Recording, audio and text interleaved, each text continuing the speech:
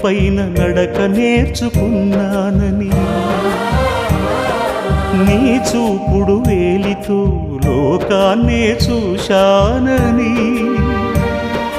నాన్నను పూజిస్తే ఆది దేవునికది అందునని,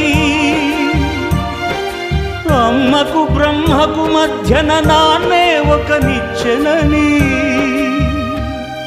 తెలియనైతి తండ్రి, ఎరుగనైతి నాన్న. నాన్నంటే నడిచే దేవాలయమని మరచితిని, ఆత్మజ్యోతి చేతుల ఆపి వేసుకుంటిని.